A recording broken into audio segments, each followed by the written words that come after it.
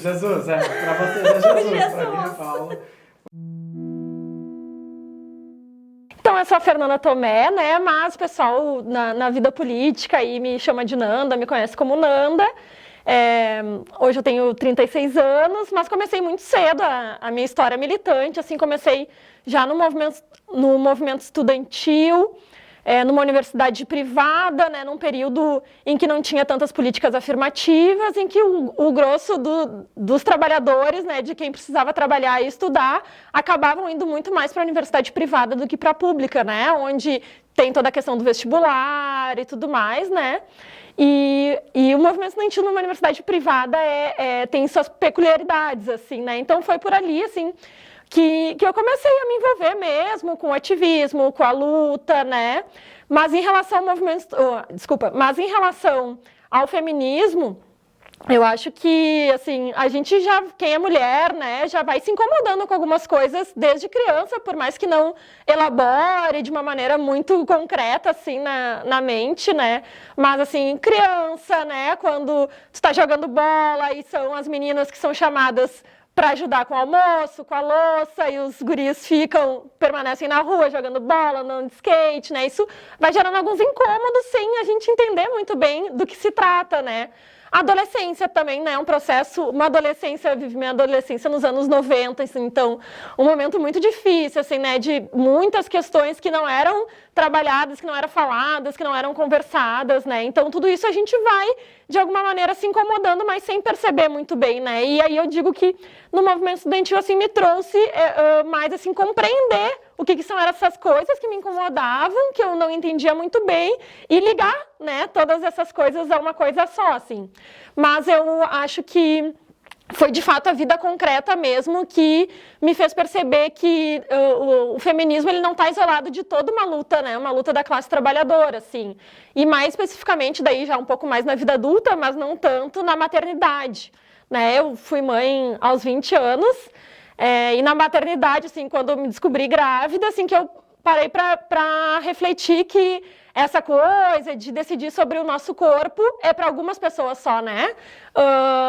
Para as mulheres que podem pagar, né? E as mulheres que não podem pagar por certos tipos de coisas acabam, né, tendo que seguir a vida. E, assim, então, de fato, assim, tendo como um marco mesmo, para mim foi a gestação, né? Entender que nem todas as mulheres podem decidir sobre o próprio corpo, né? Que as mulheres trabalhadoras que, né, não têm acesso a muitas coisas ficam subjugadas mesmo, sabe? E aí disso já engatilhei, né? Greves, ocupações e tudo vai se elaborando de uma maneira muito diferente, assim, né? A minha família nunca foi engajada, assim, não era uma família com pensamentos de esquerda, progressistas, assim, né? Mas não de fazer algo, né? Para mudar, assim, refletia. A minha mãe, eu fui criada pela minha mãe e pela minha avó, né, pela minha avó paterna e pela minha mãe, e a gente refletia, assim, mas de engajamento, eu sou a primeira geração, assim, da família mesmo né, achar que, bom, se as coisas não estão como a gente gostaria, a gente precisa fazer alguma coisa para mudar, né. Antes de engravidar, eu já participava, né, de várias manifestações que existia, como eu te falei, a PUC, que foi onde eu me formei, ela tinha umas A PUC tinha uma característica muito particular, né, assim, muito diferente de universidade privada, de democracia interna, né, debates, a gente não podia colar cartaz na universidade, então uma série de coisas que a gente foi lutando para conquistar, né. Não tinha RU à noite, então a gente fez uma série de lutas na universidade, tinha um grupo que comandava o Diretório Central dos Estudantes, que era um grupo que estava há 20 anos lá, sem eleição. A gente fez uma grande manifestação, assim, outras gerações já tinham feito, né? E eu tenho o privilégio de ter sido da geração que derrubou de vez o que a gente chamava da máfia do DCE da PUC, né? E isso a princípio pode parecer, mas isso não é feminismo, isso não tem a ver com a luta feminista, né? Mas eu acho também que depende um pouco da perspectiva que tu enxerga o próprio feminismo, né?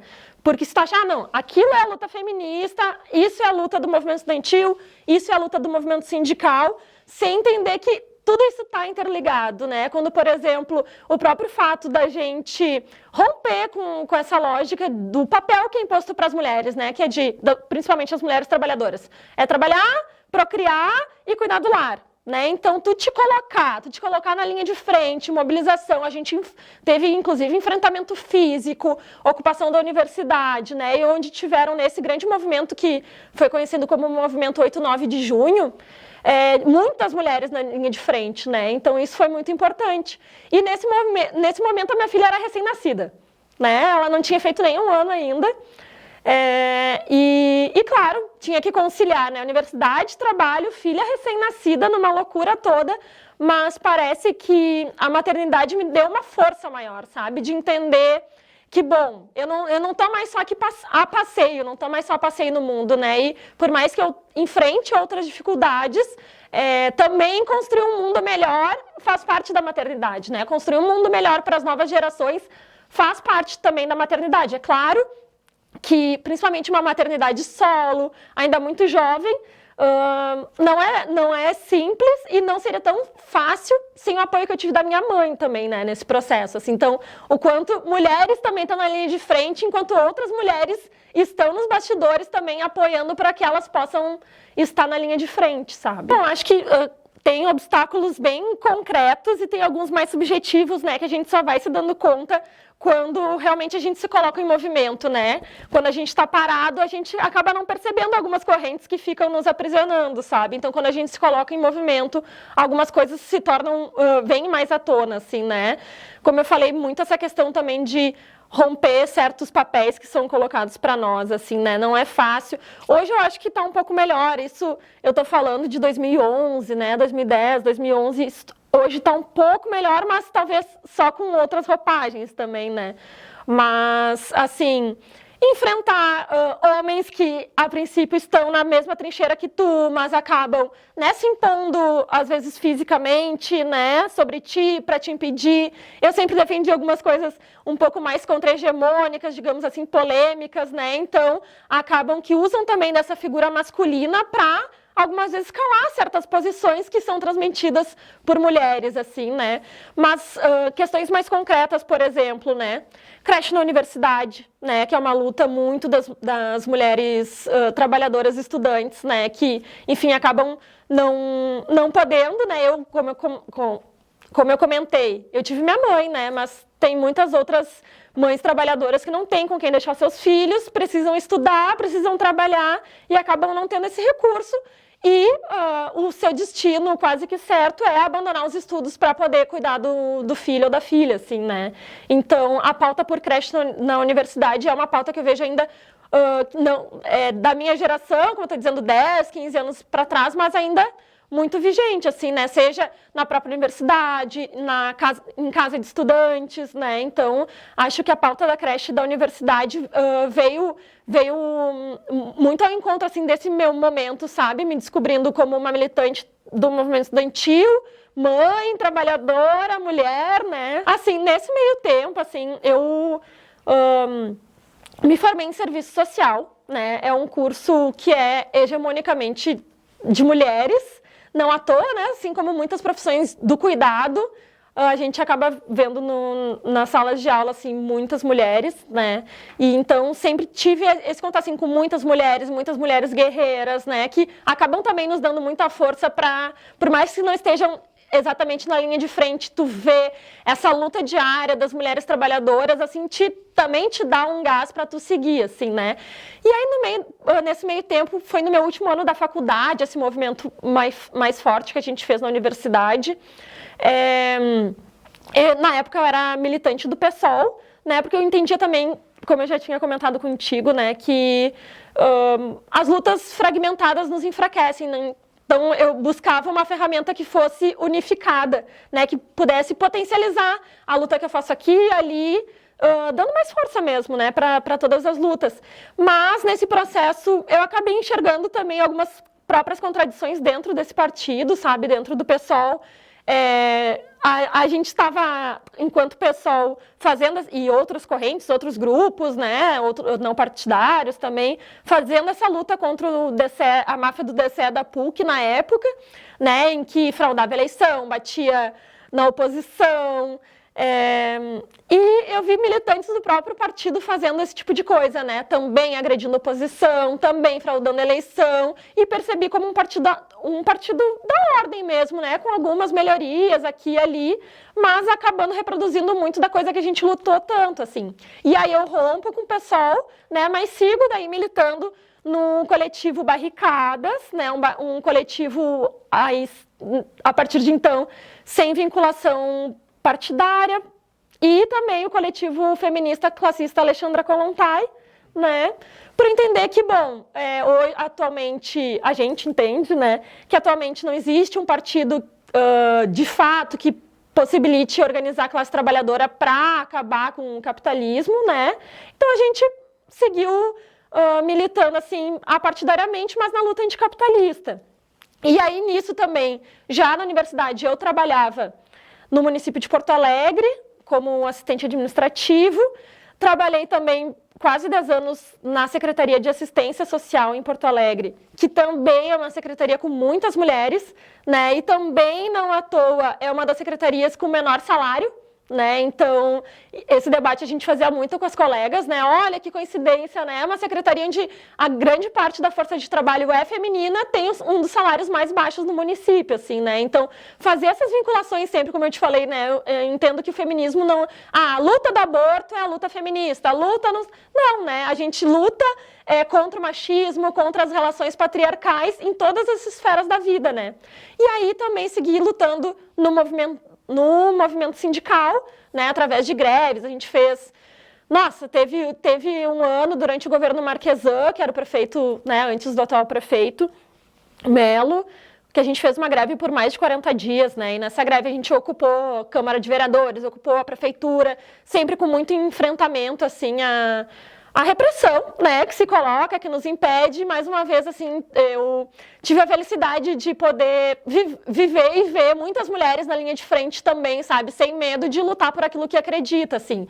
Então, vivi muitas e muitas greves no município de Porto Alegre, assim, e foi realmente onde me fez entender que o que é a militância, assim, para além do ativismo, sabe, que a militância, ela vai além do palanque, né, dos discursos, que se a gente quer de fato vencer no nosso propósito, a gente precisa de muito trabalho de base, desse contato direto com colegas, né? Não é só um militante, não é aquele que vai lá, sobe no carro de som e dá grandes discursos, né? Mas é o colega que está ali no dia a dia, né, sendo um apoio mesmo, com tantas violências que a gente sofre no local de trabalho, mulheres que sofrem muita violência moral, né, às vezes até sexual, assim. Então, que a militância, de fato, assim, é essa na base, sabe? Com um colega, sendo um vínculo direto de confiança para, nesses momentos decisivos, vamos para a greve, vamos ocupar, vamos enfrentar, ele vai te olhar e vai, bom, essa é minha colega que estava lá no dia a dia, quando eu sofria assédio moral, então eu confio nela, sabe? Então, foi essa militância no município de Porto Alegre que me fez dar um salto de qualidade mesmo, assim, sabe? Entender o que, de fato, é tu construir uma perspectiva coletiva na vida, sabe? O movimento sindical, ele é mais bruto, assim, né? O movimento estudantil, ele tem uma coisa mais...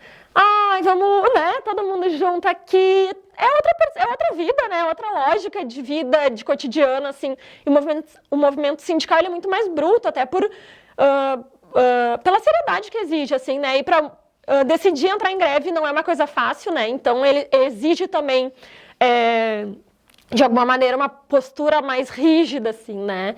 E eu entrei em Porto Alegre, a minha primeira greve eu tinha 23 anos, né?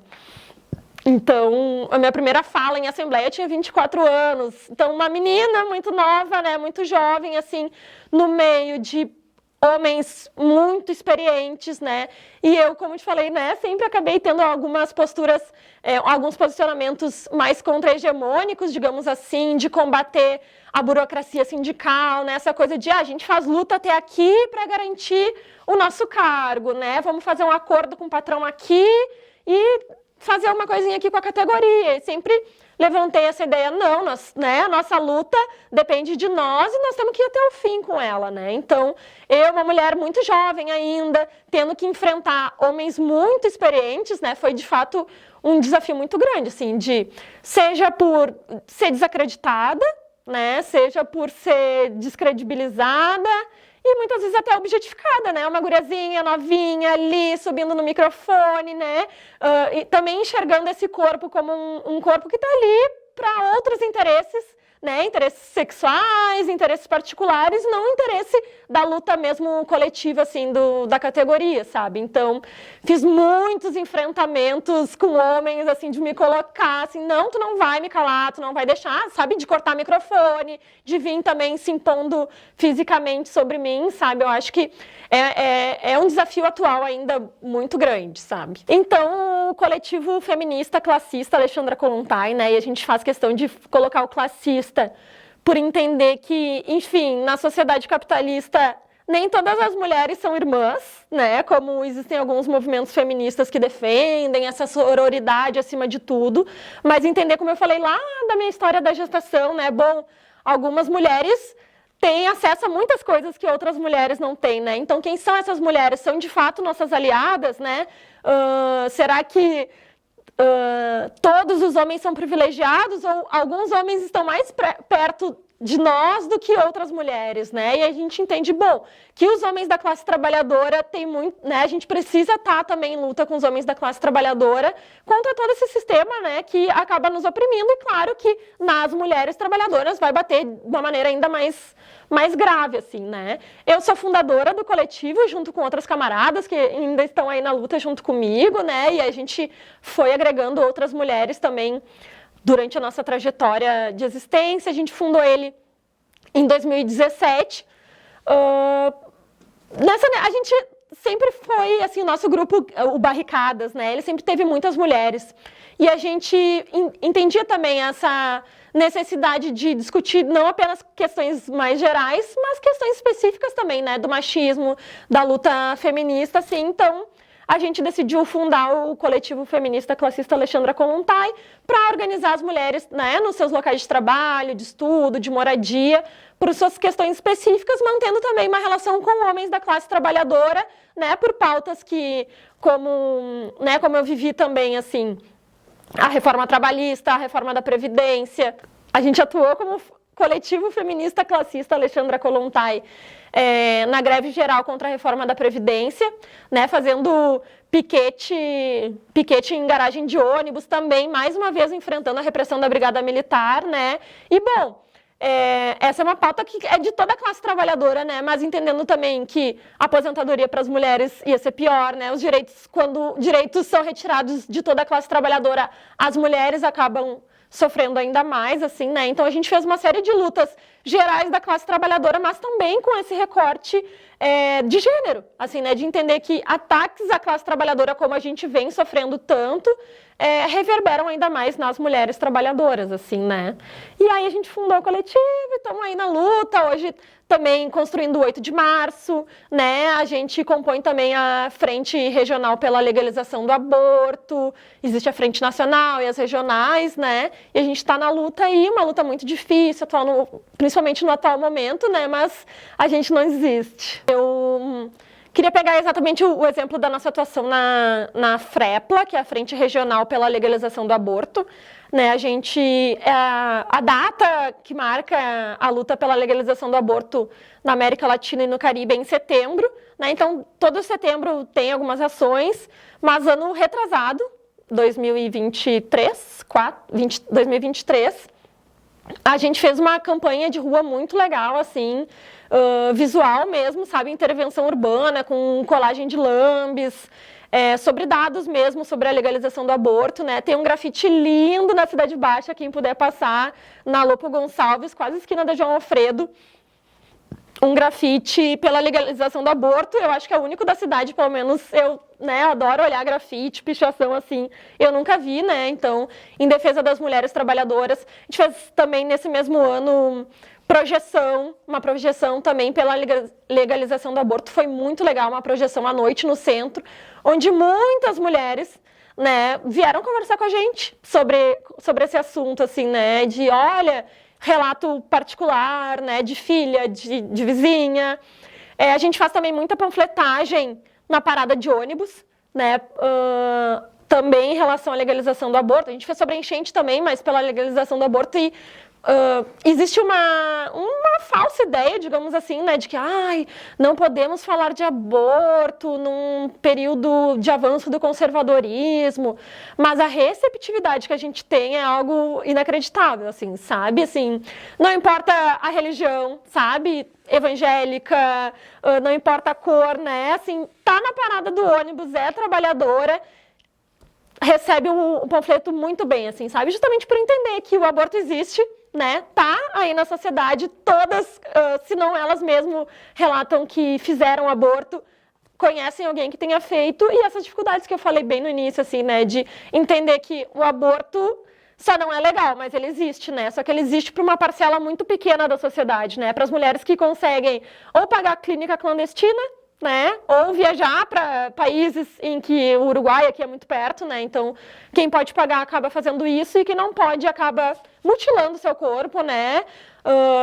Indo atrás de métodos agressivos para o seu corpo e acabar morrendo, assim. Então, a receptividade dessas campanhas que a gente faz, principalmente com as panfletagens em parada de ônibus, assim, é muito importante, sabe? Eu percebo que é muito lindo de tu ver, assim, subindo no ônibus e todo mundo lendo o panfletinho, assim, sabe? E a gente faz roda e conversa, assim, com as mulheres, é muito, muito legal de fazer mesmo.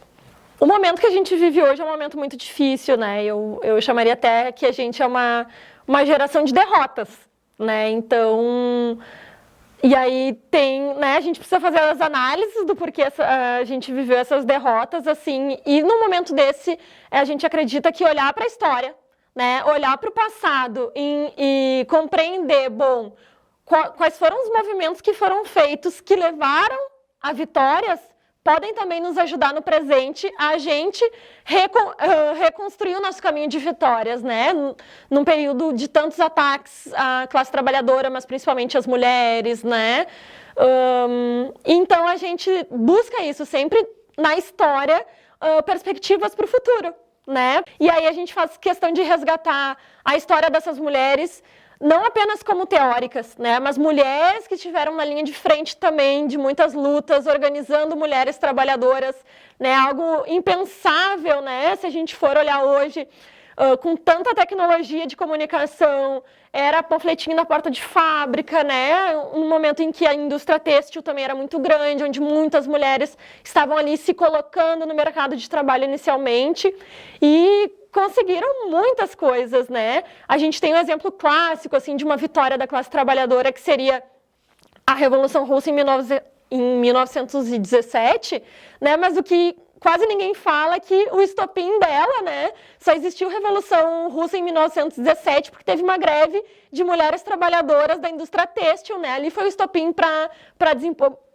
desembocar na Revolução, assim. Então, a gente buscar no passado também essas referências, né, para a gente reconectar o nosso caminho de vitórias. Bom, para nós, Alexandra Kollontai, né, que é o nome do nosso coletivo, assim, como uma mulher trabalhadora, comunista, organizadora, né, das mulheres a nível internacional, mas eu tenho como referência também histórica muito grande a Clara Zetkin, que foi a mulher que propôs o 8 de março como uma luta internacional das mulheres trabalhadoras, né?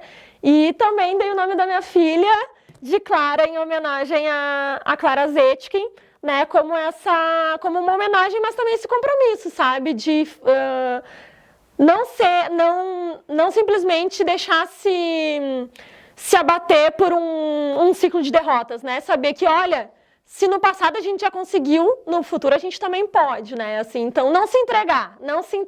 Eu, pessoalmente, eu busco muito no passado, assim, na história, nessas mulheres, Clara Zetkin, Alexandra Kollontai, Rosa Luxemburgo, mas o que me inspira mesmo, assim, quando bate, né? Porque, enfim, não é fácil se manter.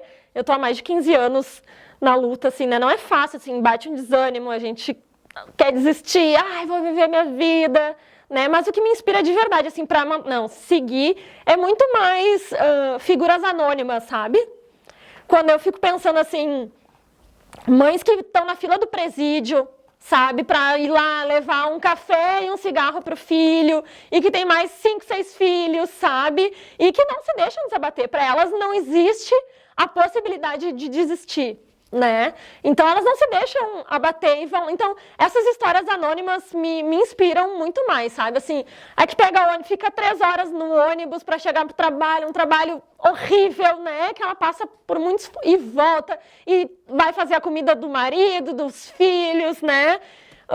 E tem que levar a criança no posto de saúde, essas histórias anônimas às vezes me inspiram muito mais do que de fato uma história mesmo de alguma figura muito importante, conhecida, sabe? Particularmente, eu sou de uma família que tem bastante fé, assim, eu acabei não tendo isso para minha vida, assim, né?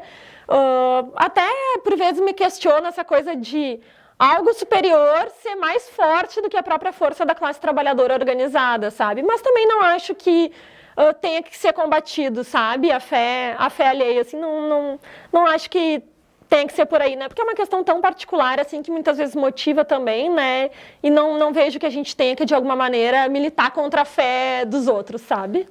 Como eu falei, né? Assim, milito já há mais de 15 anos, e sou do tempo em que a gente se conversava por orelhão e SMS limitado, né? Então, ato dia tal para 5 pessoas, cada um mandava para 5 e assim a gente ia se reunindo.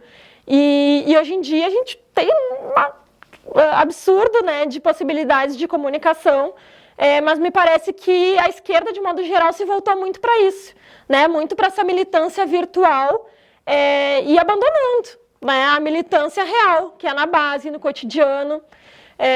E muitos dizem, né, o quanto a direita e a extrema-direita usa muito bem as redes sociais, mas não enxergam que não é só lá que eles estão muito bem, né? Eles estão muito bem também na base, seja na igreja, na ação social que fazem todos os dias. Então é óbvio que o que eles fazem na base real vai acabar correspondendo ali na militância virtual deles, né? E a esquerda acabou se voltando muito para essa parte mais da comunicação virtual mesmo, com textão, lacração, né?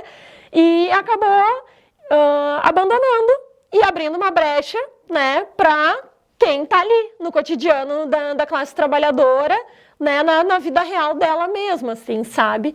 E aí, mas pensando também, e aí, claro que isso vai perpassar todos os movimentos, mas pensando mais na perspectiva do feminismo, assim, eu iniciei também, assim, com muitos coletivos, sabe? A gente tinha muito debate de troca, eu estou debatendo tal coisa aqui na minha universidade, tu está debatendo tal coisa lá no teu bairro, vamos fazer, então, algo para a gente construir junto, sabe? E era bem mais aprofundado do que eu vejo hoje, assim, sabe? Algumas questões, até mesmo pelo que lutamos, sabe? Pelo que lutamos. Hoje eu vejo muito essa coisa, assim, de termos, né? Precisamos usar os termos corretos, né? Vamos defender a sororidade como se não existisse diferença de classe entre as próprias mulheres, né? O que queremos é ocupar cargo de chefia em empresas ou espaços de representação na grande mídia, né? E acaba que a luta se voltou muito mais por questões que são tão facilmente incorporadas pelo sistema, sabe? E uma luta, assim, mais combativa mesmo em relação ao próprio sistema, acabou nos trazendo para uma situação tão desastrosa como a gente está vivendo hoje, assim, né? De tantos ataques às mulheres trabalhadoras, tantos direitos sendo retirados. Bom, eu já falei, né, que, assim, a gente tem na marca, assim, de uma geração de derrotas, né? E aí ninguém quer ser de uma geração de derrotas, né? Mas a gente tem vivido essa avalanche, né? E existe um discurso, eu ouço muito de amigas até, assim, né? Não, de geração em geração a gente vai evoluindo, né? O machismo não é como era antigamente, mas ao mesmo tempo a gente vê, né, que o número de feminicídios só cresce, né? O número de atentados aos filhos das mulheres, né, cometidos por pais também só cresce, o número de violência contra a mulher só cresce. Então, a gente tem mascarado aqui, um termo hoje não usa mais, o machismo diminuiu. Será mesmo que ele diminuiu? Ou ele ganhou outra roupagem e vem nos atacando de uma maneira muito mais brutal até, né, seja pelo que eu falei, assim, em relação ao feminicídio ao feminicídio que cresce, guerras que a gente vê, né, quantas guerras tem hoje pelo mundo, assim, então, me esqueci a pergunta completamente. Eu acho que, assim, qual pauta feminista, sabe? Qual pauta feminista entra melhor hoje em alguns espaços? Justamente por tudo isso que eu vinha falando, sabe? Porque, falar disso, de aquilo, algo que é tão facilmente incorporado pelo sistema, acho que tá mais tranquilo, sabe? Mas quando a gente fala de pautas concretas, né? Como, por exemplo, eu tinha citado já a questão da reforma da Previdência, né? O quanto as mulheres vão ter que trabalhar mais, né? O quanto elas estão cada vez mais sobrecarregadas, sem creche, né? Sem escola pública, sem saúde reprodutiva. Então... Bom, algumas pautas feministas pode ser que estejam mais palatáveis, né? Mas aquilo que de fato tem a capacidade de enfrentar o sistema e fazer com que a gente avance, eu acho que a gente ainda está no momento de ir para cima, sabe? Não tenho dúvida que a questão da fé, a fé nas eleições vai nos trazer vitórias, sabe? Essa fé de que vamos votar mais em mulheres, né? Nós precisamos ter mais mulheres nos representando, acaba desconsiderando que o termo mulheres por si só não dá conta de muitas coisas, né? Como a gente ter, por exemplo, um congresso com muita representatividade feminina, tendo muitas mulheres sendo as mais votadas em estados e cidades, e elas mesmo defendendo projetos patriarcais, machistas do próprio sistema, né? Então, acho que um grande desafio que a gente tem hoje, assim, é romper mesmo, sabe? Com essa lógica de terceirizar a nossa luta. Eu voto em alguém me representa e lá no Estado a gente vai resolver. Enquanto a nossa vida está aqui, está correndo, cada vez mais difícil, cada vez trabalhando mais, cada vez com menos direitos, sabe? E talvez a gente retomar, e aí traz um pouco do porquê que a gente também tem figuras, né, faz questão de resgatar figuras tão importantes históricas, assim, né, disso, assim, pessoas que acreditavam que era através da organização coletiva, combativa, né, autônoma, aos patrões, né, ao próprio Estado, que a gente tem capacidade de partir daí para uma geração com vitórias. Como eu disse, é polêmico, né, assim, mais do que tem limites, eu acho que tem nos levado para a situação de desastre que a gente está hoje, sabe? Porque é isso que eu tinha comentado, né?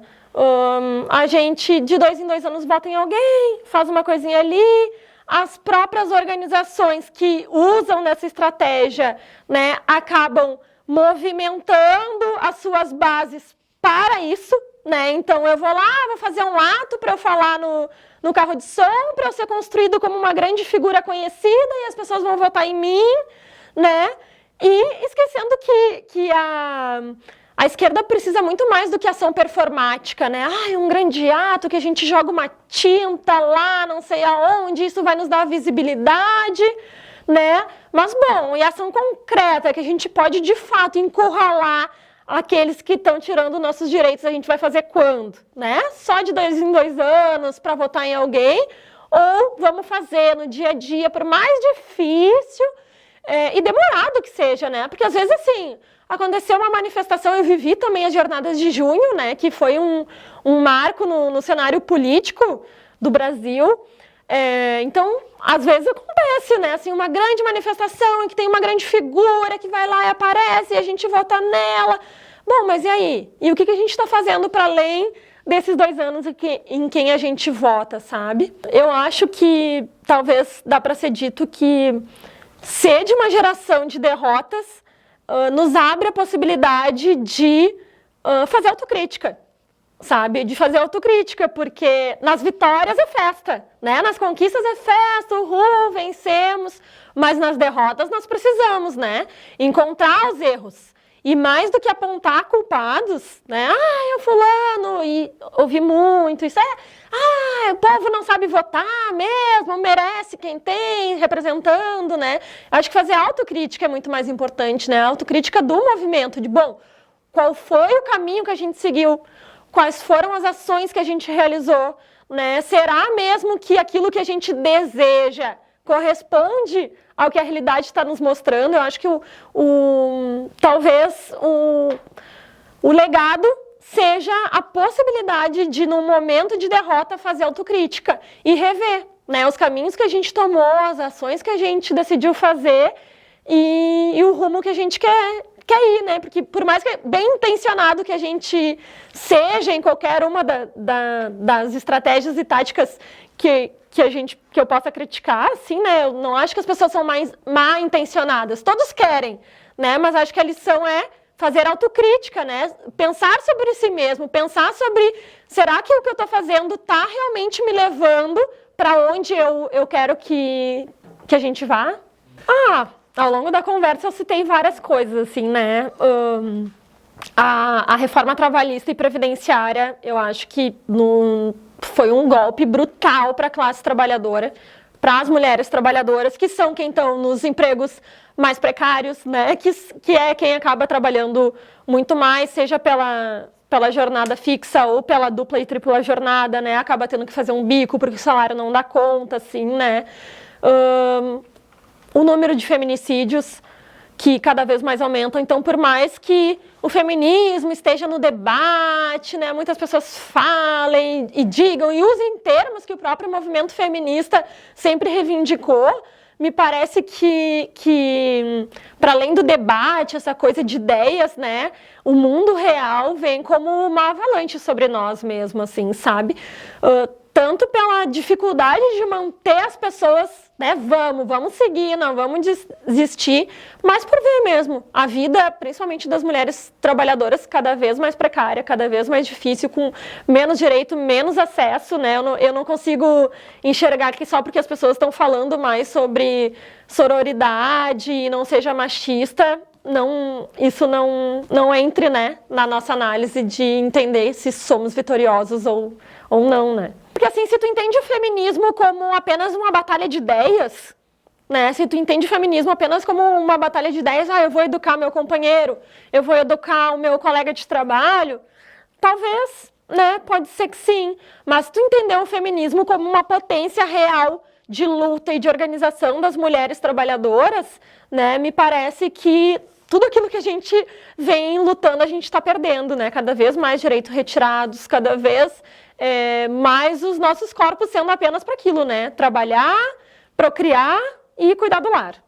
Não, acho que é isso, né? O que eu tinha pensado, assim, para encerrar essa contribuição nesse projeto bem bacana, é entender justamente, né, esse período que a gente vive, de que, por mais que nas ideias algumas coisas pode ser mais progressivas, né? Na vida concreta as coisas estão mais difícil mesmo, né? E a gente entender que a emancipação das mulheres, né, ela não vai vir de cima de outros, né, de uma representação, mas da nossa luta organizada, né, como mulheres da classe trabalhadora, junto com companheiros homens, pessoas de outros gêneros, né, porque a gente também está num momento em que a extrema-direita ataca muito isso, né, e tem alguns grupos feministas que têm essa posição de não entender pessoas transgênero como mulheres também, né? E eu tenho companheiras com deficiência, eu tenho companheiras trans, né? Porque o nosso inimigo não são os homens também no abstrato, né? Mas todo esse sistema que nos explora e nos oprime, né? Então entender que a nossa luta organizada como classe trabalhadora em toda a sua diversidade, né?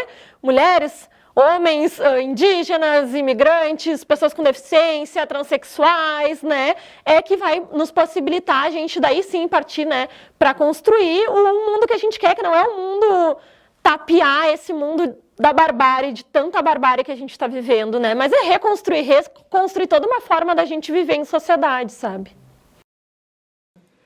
Legal. Tudo certo, Guris?